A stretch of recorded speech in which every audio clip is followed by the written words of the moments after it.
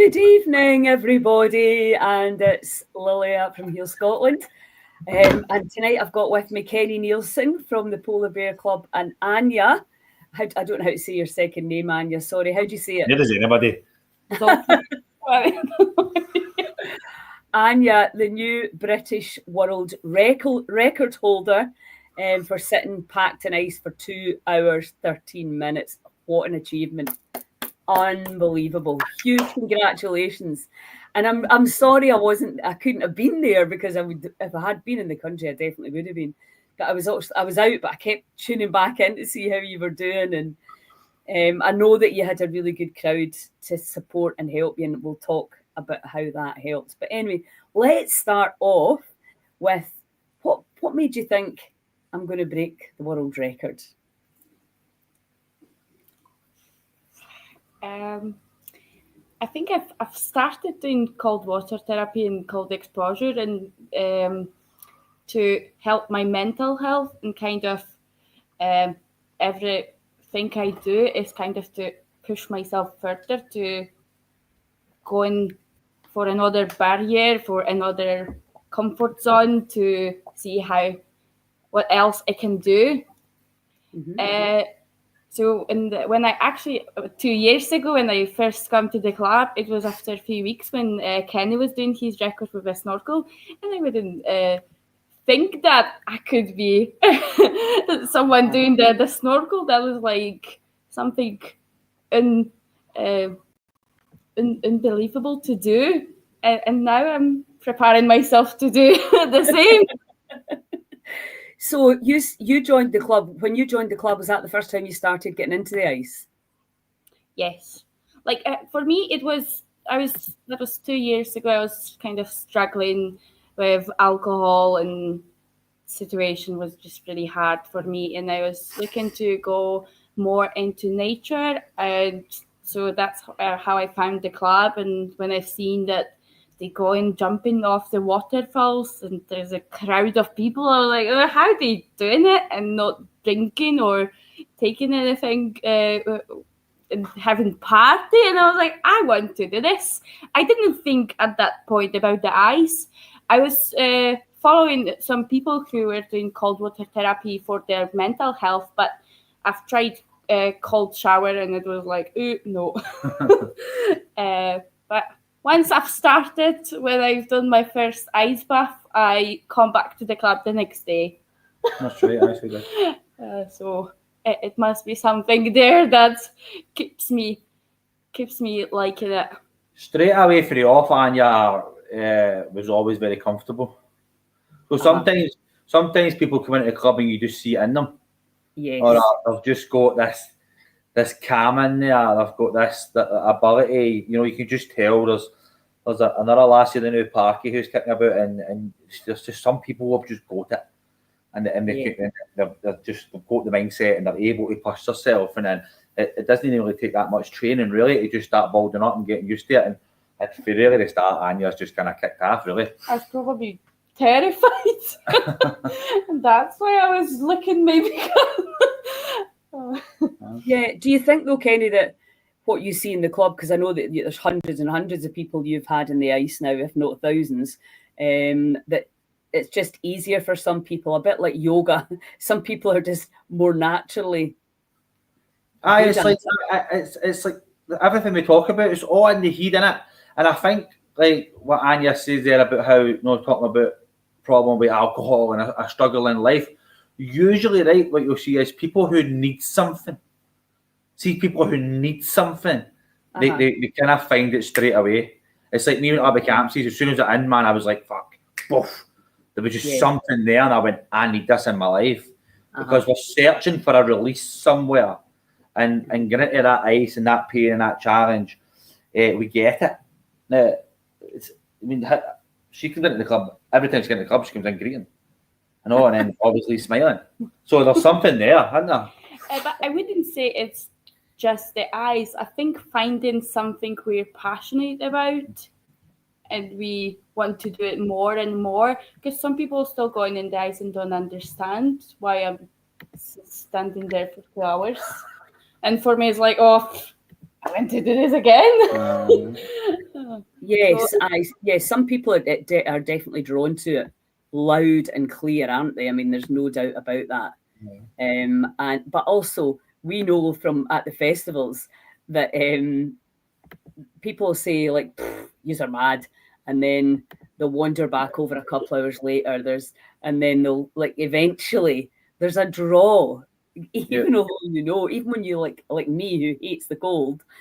There's just something about it. There's your subconscious is saying, you're going to benefit from this. Definitely. So let's talk about the actual experience. So you were standing in the case, in the case, you get packed in the ice, and there's a thermometer in your ear. Is that right? We've got a thermometer, so we check our temperature. There's our chart there. So we check our temperature every 10 minutes. So she stands in the centre of the tank, and it's not even cubed ice; it's crushed ice we're using. So, which is probably tougher. It's compacted right round about our body, and right up to our neck. And then we don't start the timer until it hits our neck. So you've got maybe that 15 minutes of getting the ice in as well. That's and then no, it's not fair. And then as soon as it gets to there, it's like bang, hit it, you hit the timer. That's why there is 8 people shoveling this ice into the faster the better, innit? That's better for you. The faster you get the ice in, the better. So it's good to have a good team behind you. So we take an initial temperature. Her initial temperature was 37.6 degrees, which she normally runs at a high temperature anyway, which is good for it. And then every 10 minutes, and then even within the first 30 minutes, she'd hardly even really budged temperature-wise. She never even dropped under 37 until 40 minutes. And at 40 minutes, she was still just sitting like 36.8 degrees, which is still high. Yes. So that all comes down to practice and confidence and mindset. And I think everybody has got that ability. It's just the mind's not got the ability. Yes. The mind doesn't have the capability of going, I can't stand this. This is too cold. I don't like it. It's uncomfortable. So you just kind of training your body, your mind really know your body. Your body's designed by God, right? Your body's designed by pure divine, right? And we're in there fucking it up. So your body doesn't need any help. You just need to stay out its fucking way. So it's like when you're in there, it's up here, it's keeping that calm, it's keeping it focused, and I think for me that's as simple as that, really. Yeah. So let's just talk about the temperature. So like where would you start to get concerned?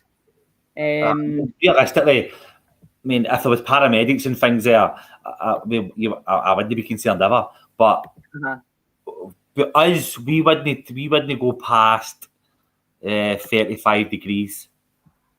Just us ourselves training and working together as a group and as coaches, we wouldn't go anywhere near past 35 degrees because it's like we're no doctors, we're no professionals, so we've not got that ability. 35 degrees, we're so confident in that.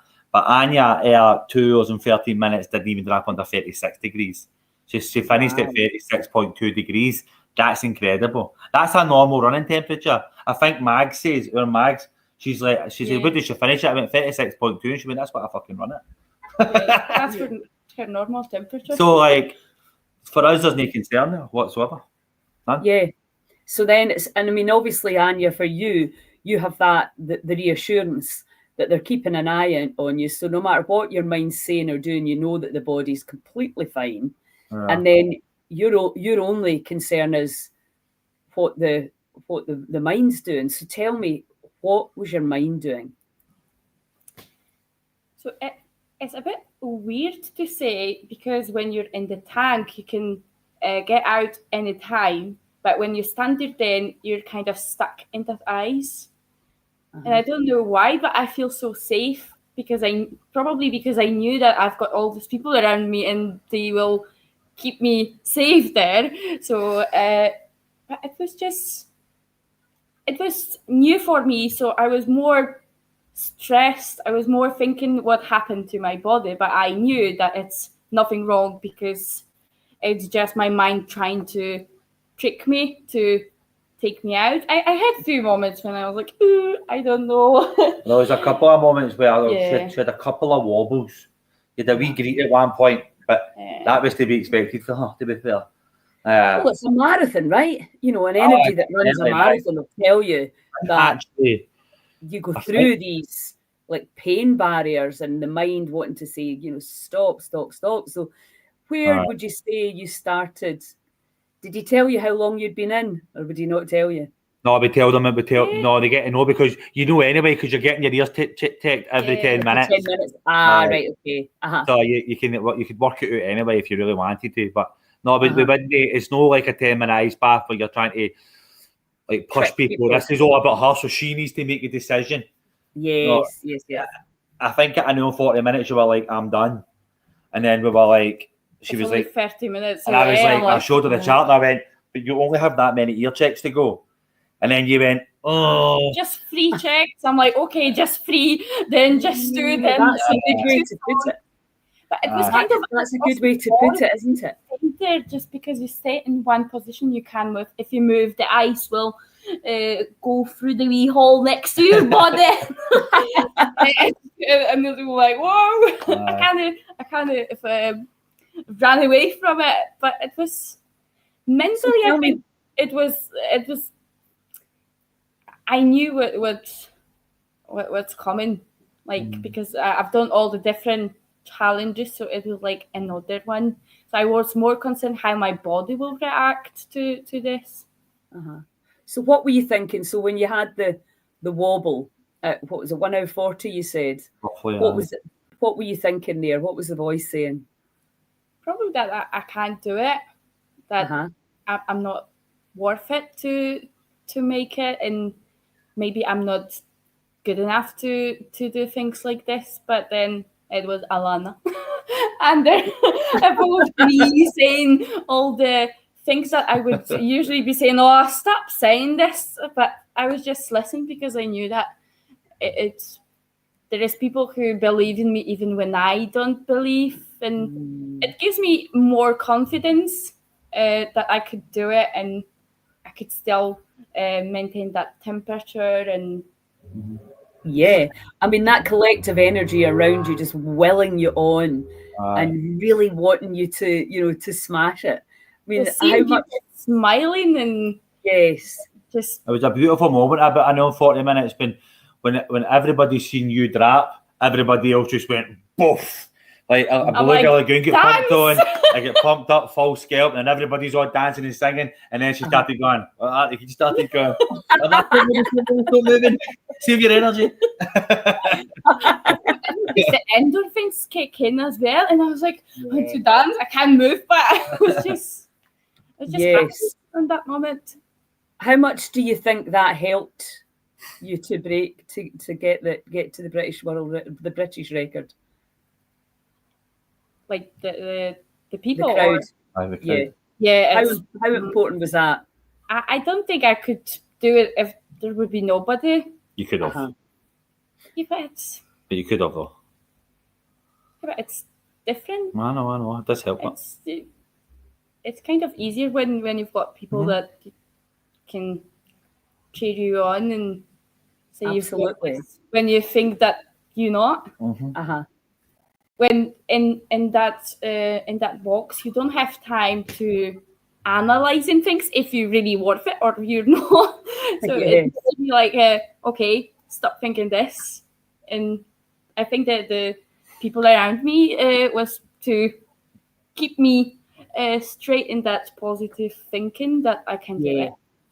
Yeah, because I mean, at the club, it's very much a part of that, isn't it? Kenny and I talk about this all the time, how the thing, you go on the ice and the voice is like, get out. And then from that second on, you're pretty much, you're like, who's in control here? And it's a really clever way, I think, to start looking at what we're believing, the thoughts, etc. Because again, it's crystal clear we're all perfectly capable of doing 10 minutes. So therefore, where is the line? So talk to us a little bit about your training. How did you train for it? I think I'm just staying consistent, and I'm trying to not taking long breaks between my even 10-minute sessions. Yes.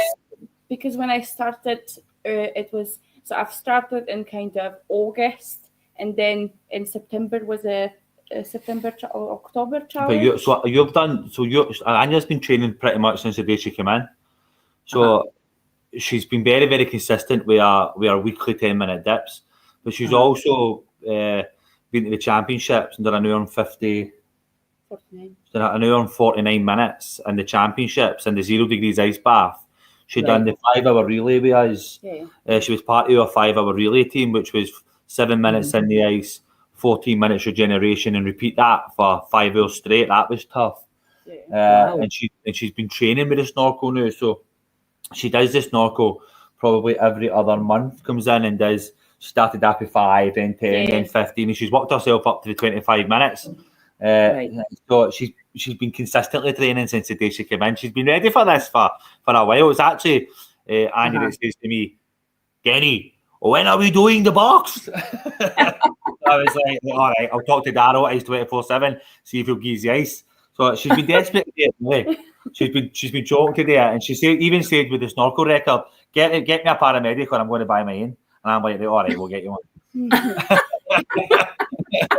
Like, all right, I'm stressed when it comes to doing it, and when the day comes, it's overwhelming and it's stressed. I feel so stressed. But then once I'm doing it, it's like everything, nothing else matters. It's just me and this calm. I don't know. It's my happy place. So yes. I know, because I was laughing when the last time I was there and we went in the party tank, and you were like, oh, and I'm like, this is the girl that's 2 hours and 13 minutes. I can't even imagine the psychology of that. But obviously, it's just the consistency. It's the doing. It's the understanding that you will want to get out, but just ignoring it. It's all of that, and of course, there's you become cold water adapted for sure when you have been practicing like that. You just have a different level of tolerance, but still it comes down to the mind. So do you go into your body and think about your temperature, or do you do anything like that? I was a bit stressed about temperature because do you mean like does she wall her temperature higher? Yes. No, we don't do that now. No. No, we don't sit and wall it higher. Go get warmer. We try and just stay out its way, really, man. Just stay out its way. Just let the body do it. It's just learning that. So it's like gaining knowledge of your own body. You know, and every time you go into the cold, you go through a recovery, and every time you go deeper and longer, you get a worse recovery, and it gets harder and harder. So you just learn. Every time you go in, you just learn yourself. It's hard to. Like, I couldn't just bring somebody in and teach them how to stand in the boats for 2 hours. It's not like that. You've got to learn yourself. You've got to go through it and train it and be in the right company and like it's like letting go. You've really got to just let go. You know, you go in with the fear, but that's fine. Get into the ice initially it's claustrophobic because it's like you've been into concrete and it's set. Because when I went in, I stood up and I stretched my back up and I done that. And within seconds, my back was in agony and I couldn't move. I couldn't get into position. I was like, shit, I've ruined it. But so it's like so that I've learned something. So then when I today we sit and talk about it, I think it was Michael that said to me that you kind of sit a wee bit maybe, and so everybody together all just kind of put their own wee bits in, and eventually when they moved and the ice moved on the other, I'm like, how can I do a space when the space is changing? It's just knowledge of your own body, really, man, and really learning to let go and trust your body. Your body knows. Trust this shaking process and just allow it to work its magic. It's so divine. It's unbelievable. It's fascinating to me because I think when you understand, right, you're getting your temperature checked every 10 minutes. So if there was any if there was any danger at all in terms of your temperature coming down, you'd just be taken out anyway, whether you wanted to come out or not, wouldn't you? So you really can park the body's get any issues because it hasn't, because you're kind of taking care of that, and then it really just becomes 100% about the mindset. Without a paramedic at 35.5 degrees, it would have been door open and ice out. That's that. If she was still in the tank at that time, it would have been door open, ice out. Even though that temperature is no fear to us whatsoever. But without a paramedic, we'd be door open. We wouldn't even ask her, we'd just be banging out. But with a paramedic, like a Titanic project, I went to 31 degrees. No, not intentionally enough, but it's like that sounds a little bit rad. It's horrendous. It was horrendous, to be fair, but I still experienced it. I still got through it, and I still got through the recovery, and it still wasn't that bad. You survived it quite easily. I survived it quite easily. So we are paramedic, with her temperatures, she's got another hour and a half in on the border. Really? The border. Just for the natural, because obviously, eventually the ice will always beat you. You're not going to be superhuman and just never. The ice is just never going to beat you. At one point, it'll kill you. Do you know what I mean? So, but it's all time and temperature. So eventually, your temperature will slowly start dropping.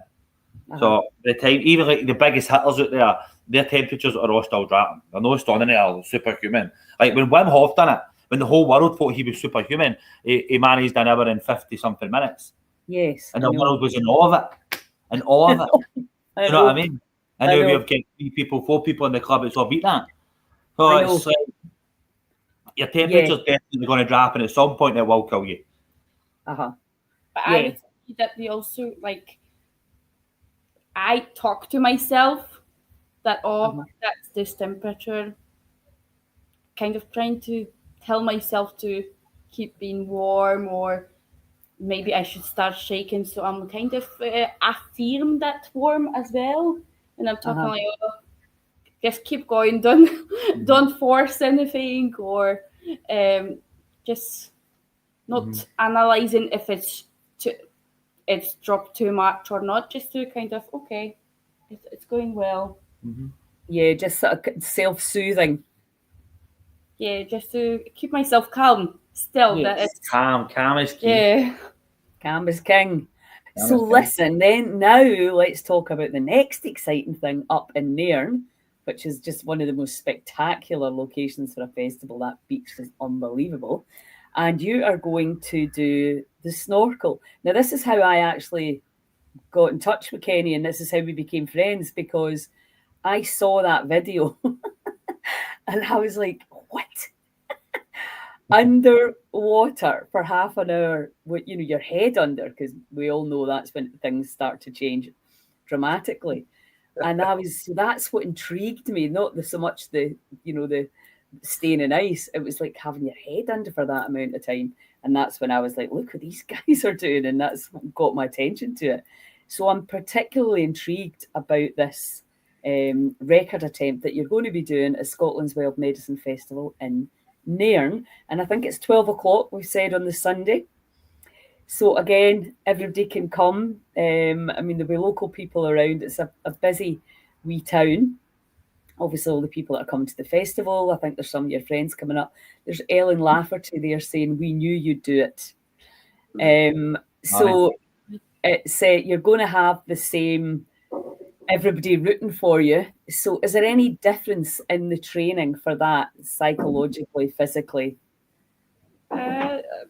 Definitely, because when you're in a tank or in a box, everybody can talk to you and see all your changes in the face. When under the ice, it's harder. So I needed to learn how, because I only there is people who will help me if anything happened, if I go out, if my temperatures drop, but it's me that I need to see what happening with my body, and I can't tell anyone. Snorkel is definitely, for me, I think one of the toughest out of them all. You're totally alone. There's nothing there. You can hear a mumble and a grumble outside, and maybe some background noise or music, and they'll maybe shout in your snorkel how long you've been in, like 1 minute, 2 minutes, 3 minutes, and that's all right. But it's a very lonely place down there. A different journey completely, really. I never thought about that. It's completely different for everything else. It's on another level altogether. And as a coach, or maybe even the paramedics, the Coast Guard or something, it's completely different as well, because we don't even get to do the visual checks. Yes. So in weight training, what we do is if we're talking, say, Anya's hands will be out for training. But in the actual real deal, our hands will need to be in the water. But in training, we'll say put 4 fingers up in your left hand, or put 2 fingers up in your right hand, and we do that every temperature check. We make sure that she's still on the ball. And what? Not every temperature check, every 2 minutes. We're constantly checking that anyway. And but when you're not doing that, when it's the actual record attempt, then it's a different kettle of fish. But there is a magic thermometer that's not very pleasant, but it's very accurate. So obviously you can't check, because normally you would check through the ear, wouldn't you? Yeah. But we can't do that when your head's under the water, so it has to go where the sun don't shine. Yeah. That's what it is now. He's up your arse. And we have a special paramedic flying in from Poland, don't we? Yeah. So that's exciting. So tell us about that. You want to tell us about that, Kenny? Oh, you, because you can pronounce his name better. So Magic's we started working with Magic. We came out to Scotland for our big weekend, and he's just such a beautiful wee guy. And it was him that introduced us into the bumper thermometer. And he was very excited. He was the medic that looked after something like, I think we had like 20 odd participants in the Scottish Championships here that we held. And it was just really good. He looked after me during my world record attempt.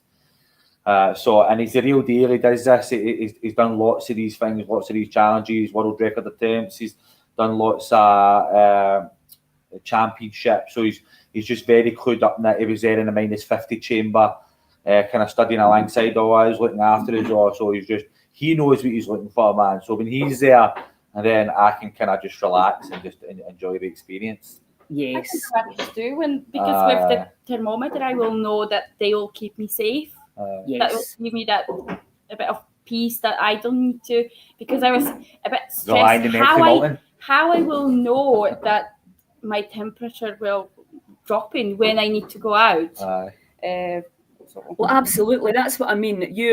All you have to concentrate on is the mind, and just distracting yourself and and staying in, because you know that these guys are all over the safety part of it. So how's it been in the trip? So you've done up to 25 minutes. How did that feel? So I've started from 5 just to see how it is. And so I was doing not how much I can. I was doing 5, then the next time I've done 10, 15, and after 20 we started to see if I can have earplugs, so maybe we can check the temperature after I will be out. So we trying different things to see how to check, because it's different when you fully submerge and your shaking is different, everything is different, and it's just different. But you wear a nose peg. But fell off a few times. That's all I stress about. When we first started it, away back in Minerva Street, everything was just all pioneering, man. We were looking for stuff that needed done before, and we're like, there's actually a guy Myro at the time that was part of the team, and he was practicing in his wheelie bin. He was making ice in his freezer, and then he was taking it out into his wheelie bin and going under with his snorkel and trying it for a couple of minutes, and then he came to the club and he started doing it. But there was a time up the Campsies, my sponsor held my horn and put me under the ice, and the Campsies was frozen, and I went under for, 30 seconds, and I loved it. So when Myro was kind of like, I don't know if I want to do this anymore, I went, give me a shot yet. And when I went in, I just I like under there, man. It's quiet under there. It's nice, man. And then for the end, it was pretty much just pioneering stuff. We're just going, well, let's just keep trying. Because we were going, well, how do we know what the temperature's going to be? And I went, well, we'll do 5 minutes and we'll see what my temperature is. And if it's still a good temperature, we know we can do another 5 minutes. And then it was like 10 minutes and 15 minutes. And every time we get the temperature check, we'd be like, all right, I think we're all right. But I think when I did it, the 30 minutes, I think myself and Magic, just with the way my temperature was gone, my shape was gone, we reckon it's probably like sitting in the ice for about 2.5 hours or something, roughly. Yeah. That kind of strain on the body. Mm-hmm. It's, yeah, well, I mean, I know when I started cold water and not in ice, just out in the loch, I couldn't believe how different the experience was because of the air temperature around your head. Yeah. You're like that. This water's the same temperature as it was yesterday, but sometimes it was so much harder because there'd be a howling, icy wind, and it was just, So I totally get that when your head under, it's just a completely different experience. So that is, and what? So what is the world record at the moment? Is it 38 minutes, 37. There's been there's a couple of people that's done it as well with like face masks on and oxygen and all that kind of stuff. But that's not what we're going for, because that's not the record that we set. We set the record with only a snorkel and a pair of goggles. No goggles. Nothing. No, nothing. Just all I had on was a snorkel. That was it. Nothing else.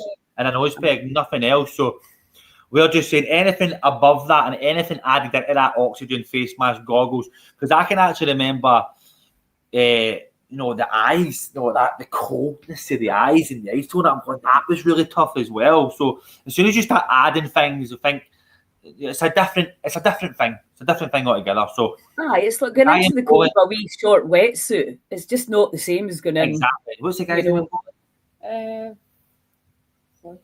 Wojciech. You done it for 38 minutes. I think it was 37 minutes. I think Wojciech, but I'm not sure. So we're not 100% sure his name, because I don't think they actually registered that, because I think the guys with the oxygen and the face mask registered theirs.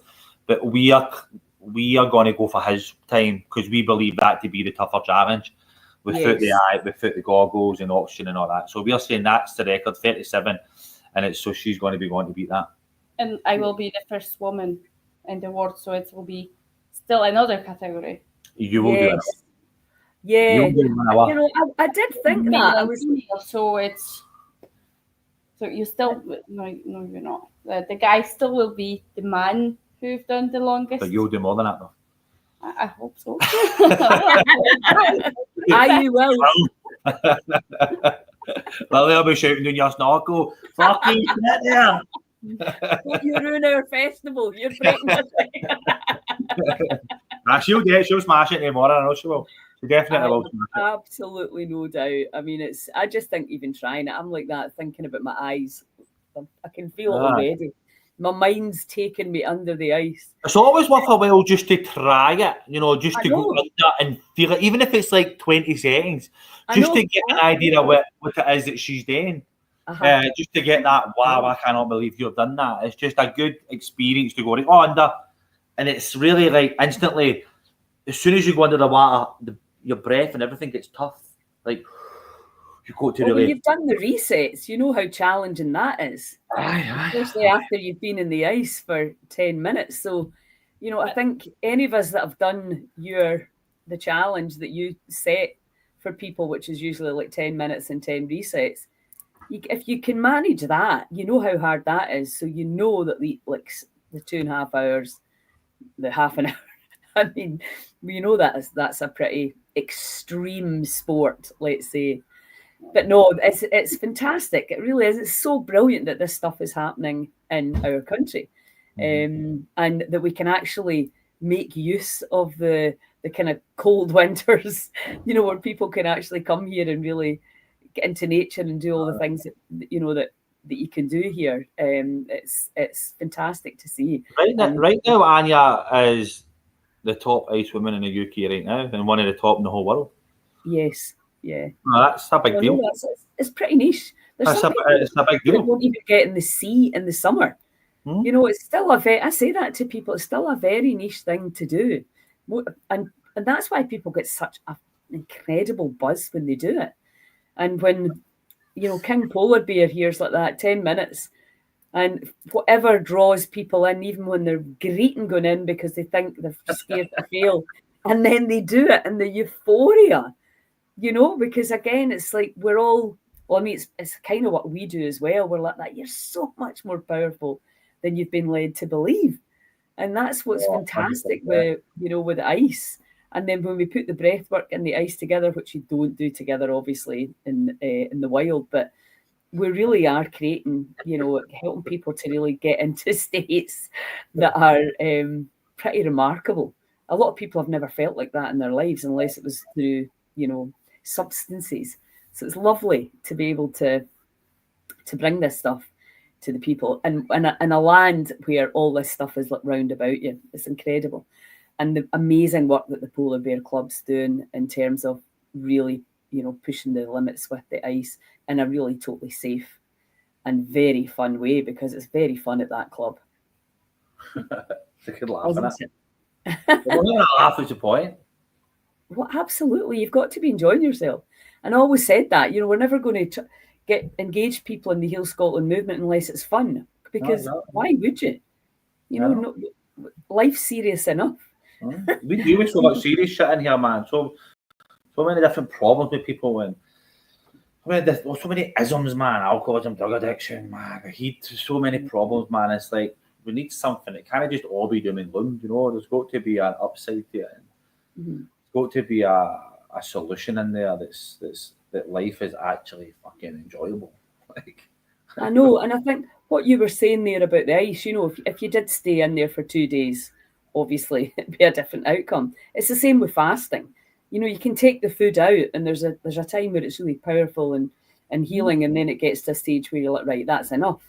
So these really simple things that everybody can do, for not either for free or not very much money, to hugely boost the immune system. Even the sleeping at night, when you've especially when you can get in the sauna afterwards, and then you can go home, that kind of, I think it's 7 degrees of temperature change, and then you'll go into a much deeper REM state, which is obviously where all the healing happens. So it's just understanding a little bit about your body and how you can work it better and how you can live in it with a bit more love and light. And all that jazz. Exactly. Well, listen, thank you so much for taking the time, and I will see you next Thursday. I will get a meeting next Thursday. That's right.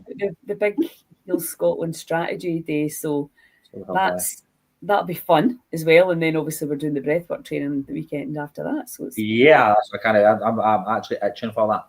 I know. Siobhan's the same.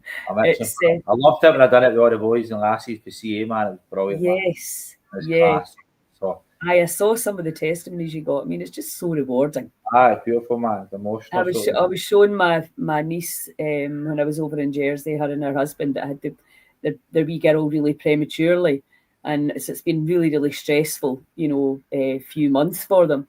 But she's doing great now. But it was just so lovely to be able to give them that breath work to really help, get rid of so much of that, the suffering that they've had. But it's all good now. So there's so many ways that people can get to feel so much better. It's great. And the more instructors we've got, the more people we've got spreading the word and getting this out all over the country, it's great. And then we need to get our big 1,500 people in a room venue. That's the next thing on the vision.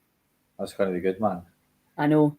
So I've put the link for the Nairn Festival in the box there. It is let me just see, the 12th to the 14th of September up in Nairn, which is about a kind of 3-hour drive from Glasgow. It's right on the coast, the Moray coast. It's absolutely stunning location. It's beautiful. Yeah. So, I'll probably see you before then, Anya, as well. But for those that are wanting to come and observe this, and those that are curious about the ice and the incredible work that's happening at the Polar Bear Club, get in touch with Kenny. Come and join us in Nairn. The tickets we've got right now till the end of June, we've got buy one, get one half price. So you can get 2 for like £75 each for the 3 days, which is a phenomenal cheap deal, and you're going to meet all these different healers, teachers, speakers. It's great. So I think that's us, guys, unless there's anything else you want to add. Oh, all good, man. All good. I'm sure we'll be talking again soon, no matter what. Yeah, exactly. So turn up Tuesday at the Polar Bear Club just means you can turn up, basically. at Tuesday, any point. Tuesday from 12 to 7, rock up, rock in, they book it, half price, 15 quid. It's a bit of a big, long hangout day, man. Some people hang about and chat all day, and then the sun and the ice. It's a good day. It's been busy today, actually. It's been non-stop. Good. And you can also book a private session one-to-one.